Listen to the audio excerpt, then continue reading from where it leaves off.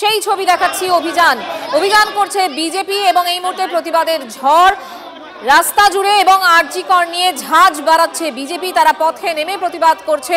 বিজেপির স্বাস্থ্য ভবন অভিযান হাটকো মোড় থেকে মিছিল শুরু হয়। এভিডেন্স ট্যাম্পার করে দিয়েছে। আর 14 তারিখ রাত্রে তো ট্রেলার দেখানো হয়েছে। 27 তারিখ 10 কোটি পশ্চিমবঙ্গের মানুষ যদি নবান্নের দরজা অব্দি পৌঁছে যায় তাহলে বুঝতে পারছেন কি হবে। ঘনতমশায় তুই বারুদের ফুলকি মুছে দেবে নিষেধের কালিমা রুখে দাঁড়াবা। একজন মা হয়ে বলছি, সফল জীবনের জন্য যেমন চাই মজবুত হয়ে ওঠা শিক্ষা, মজবুত চুলের জন্য তেমনই চাই Alopex long and strong hair oil. Mamata Banerjee সেটাই ভয় পাচ্ছেন। আজকে ইতিহাসে আমরা অনেকবার দেখেছি স্বৈরাচারী শাসককে পালাতে। আমার মনে হচ্ছে 27 তারিখ পশ্চিমবঙ্গ সেরকম কোনো দৃশ্য দেখতে চলেছে। হেলিকপ্টারের অ্যারেঞ্জমেন্ট রাখতে হবে ছাতে যাতে পালাতে পারেন। শান্ত রূপা গাঙ্গুলিও রয়েছেন। রূপা গাঙ্গুলির বক্তব্য যদি শোনা যায়। বলে দিলেন যে 27 তারিখের অভিযান নিয়ে ভয় পাচ্ছে তৃণমূল সরকার, সেই কারণে হাইকোর্টে গিয়েছে এবং হাইকোর্টে গিয়ে একদম আমি একবার রূপাদির কাছে একবার চলে যাবো। দিদি এই রূপাদি বলছেন যে রূপাদি যেটা জানালেন সেটা হচ্ছে উনি এই মিছিলের শেষে গিয়ে বক্তব্য দেবেন, যেটা উনি পরিষ্কার করে জানালেন যে এই মিছিল থেকে না, উনি যা বলার মিছিলের শেষে বলবেন। মজিরা একেবারে শান্তর সাথে কথা বলছিলাম আমরা, অন্যদিকে শুভজিতের সাথে কথা বলবো। করেছিলেন এই নবান্ন অভিযান নিয়ে supreme court supreme court has already asked lot of questions. এই সরকারকে অনেক কিছু জিজ্ঞেস করেছে, সরকারের কাছে কিন্তু কথা নেই। জিজ্ঞেস করলো কেন এফআইআর এর টাইমিং আর আনন্যাচুরাল ডেথের টাইমিংটা এত ডিফারেন্স কেন, এদের কাছে কোনো কথা নেই কেন, কি বলবে দোষীদেরকে তো লোকানোর চেষ্টা। সমস্ত সময় আমরা সব সময় দেখেছি মমতা ব্যানার্জির এই প্রয়াস থাকে, তাদেরকে কোলে ডোলায় মমতা ব্যানার্জি। প্রিয়াঙ্কা দি, সোশ্যাল মিডিয়ায় ডাক দেওয়া হয়েছে নবান্ন অভিযানের, কোনো রাজনৈতিক দল ডাক দেয়নি। হতে পারে আমজনতা ডাক দিচ্ছে, হতে পারে পারবে না মমতা ব্যানার্জি, মানুষের সঙ্গে পারবে না মমতা ব্যানার্জি। এটা মানুষের লড়াই, এটা মানুষের চাহিদা।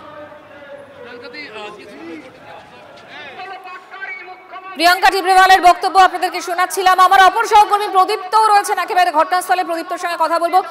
প্রদীপ্ত, একদিকে হচ্ছে এই ইস্যুতে এবার বিজেপি ঝাঁজ বাড়াচ্ছে এবং বঙ্গ বিজেপির নেতারা একসঙ্গে রয়েছেন, সেটাও একটা বার্তা দেওয়ার চেষ্টা, তাই তো? একেবারেই সে কথা বলা যায়। এবং এই মুহূর্তে মিছিল সিটি সেন্টার যে মেট্রো স্টেশন তার কাছে এসে পৌঁছেছে। মিছিলের মধ্যভাগ তুমি দেখতে পাবে যে মধ্যভাগেই রয়েছে দিলীপ ঘোষ, লকেট চট্টোপাধ্যায়রা, এবং তাদের মূল বক্তব্যের জায়গাটা যে এটা খুব গুরুত্বপূর্ণ ইস্যু। এই রকম সময়তে বাড়িতে বসে থাকা যায় না। গতকালও আমরা শুভেন্দু বাবুর কাছে ঠিক একই প্রশ্ন করেছিলাম।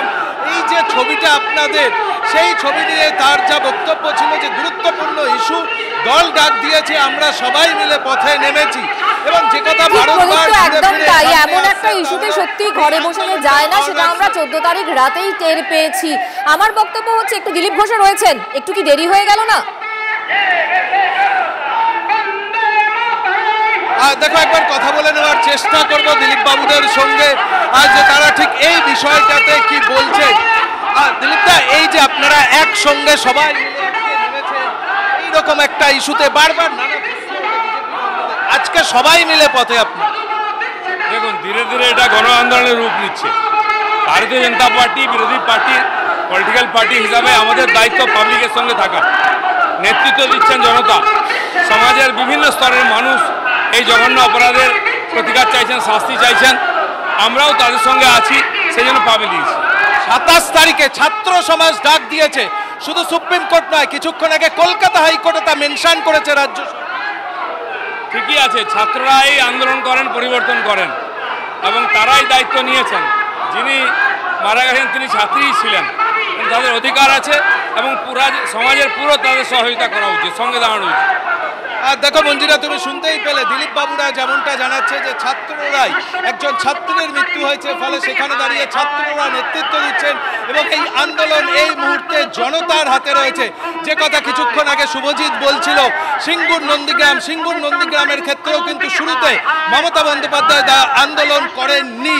সেই জায়গা থেকে ছোট ছোট বামপন্থী দলেরা করেছিল। পরবর্তীতে মমতা বন্দ্যোপাধ্যায়ের হাতে এই আন্দোলনের রাজ যায় এবং আন্দোলন ক্রমশ তখন গতি পেয়েছিল। এক্ষেত্রেও আমরা দেখছি যে অরাজনৈতিক অনেকগুলো মঞ্চ তারাই আন্দোলনকে শুরুর দিকে নেতৃত্ব দিয়েছে, কিন্তু সময় যত গড়াচ্ছে আন্দোলনকে জিয়ে রাখার ক্ষেত্রে, আন্দোলনের ঝাঁজ বাড়ানোর ক্ষেত্রে কোথাও হয়তো একটা রাজনীতির প্রয়োজন রয়েছে, এবং সেই জায়গা থেকেই বিজেপি এই রাজ্যের প্রধান বিরোধী দল, সেই জায়গা থেকে তারা আজকে রাস্তায় নেমেছে। এবং শুধু আজকে রাস্তায় নামা নয়, আগামী 27 তারিখ ছাত্র সমাজের নামে যে ব্যানারে ডাক দেওয়া হচ্ছে নবান্ন চলো, সেটা কিন্তু বিজেপির নেতৃত্বরা সকলেই থাকতে চান, এমনটি অনেকে স্পষ্ট করে দিয়েছেন। এবং শ্যামবাজারে তারা ধর্ণা করছে, অর্থাৎ এই ইস্যুতে হয়তো তাদের কিছুটা দেরি হয়েছে সুর চড়াতে, কিন্তু সুর যখন তারা চড়িয়েছেন তখন আর পিছু একেবারে, অর্থাৎ বলাই যায় এই মুহূর্তে পথই ভরসা পদ্মের। আমি তোমার সাথেও কথা বলবো। আর এই মুহূর্তে ব্যারিকেড যেখানে করা হয়েছে ঠিক সেই ব্যারিকেডের সামনে আমাদের প্রতিনিধি সুজয় রয়েছেন এই মুহূর্তে আমাদের সঙ্গে। সুজয়,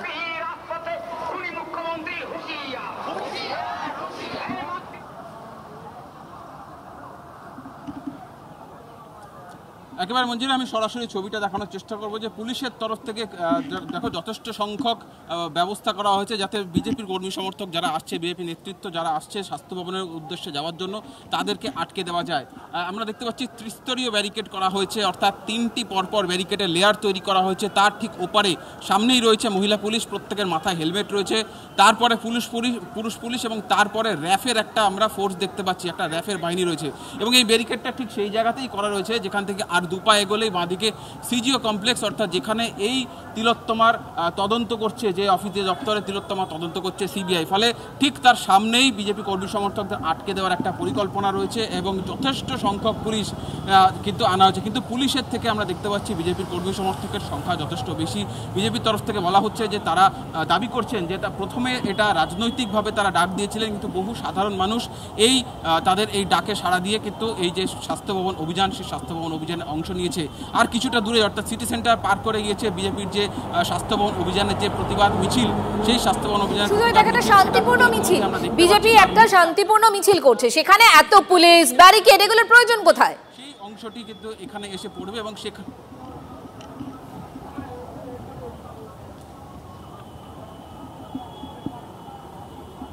দেখো বিজেপি কর্মী সমর্থকরা যাতে কোনোভাবে স্বাস্থ্য ভবনে প্রবেশ করতে না পারে সেটা আটকানোর জন্যই এই রকম ব্যবস্থা। শান্তিপূর্ণ মিছিল হলেও এখানে জমায়েতটা যথেষ্ট সংখ্যক রয়েছে। বিজেপির তরফ থেকে দাবি করা হয়েছে যে প্রায় 10,000 কর্মী সমর্থক তাদের মিছিলে যোগ দিয়েছেন এবং যার নেতৃত্বে রয়েছেন আমরা দেখতে পাচ্ছি একদম সামনে সুকান্ত মজুমদার, শুভেন্দু অধিকারী, দিলীপ ঘোষ রয়েছে। তার পাশাপাশি মহিলা মোর্চার তরফ থেকে লকেট চট্টোপাধ্যায় রয়েছে, রূপা গঙ্গোপাধ্যায়কে আমরা দেখলাম, রুদ্রনীল ঘোষকে দেখলাম। অর্থাৎ বিজেপির একাধিক সাংসদ, বিধায়ক থেকে শুরু করে সাধারণ কর্মী সমর্থক, বিভিন্ন জেলা থেকে একেবারে দক্ষিণবঙ্গ, উত্তরবঙ্গ থেকে মানুষ এসছে।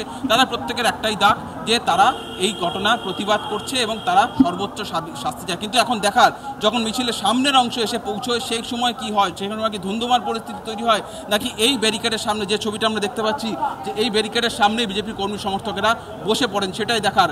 যে পুলিশের সঙ্গে ধস্তাধস্তি হয় নাকি পুলিশের সঙ্গে এখানে শান্তিপূর্ণভাবে তারা এখানে অবস্থান করেন, সেটাই দেখার। তার কারণ শেষ মুহূর্তে কি করা হবে সেটা সিদ্ধান্ত নেবে একেবারে বিজেপির যারা সর্বোচ্চ নেতৃত্ব রয়েছে, যারা মিছিলের নেতৃত্ব দিচ্ছেন, তারা সিদ্ধান্ত নেবেন যে তারা আমরা দেখতে পাচ্ছি এই মুহূর্তে মিছিল ঢুকছে স্বাস্থ্য ভবনের দিকে, একটু একটু করে এগোচ্ছে।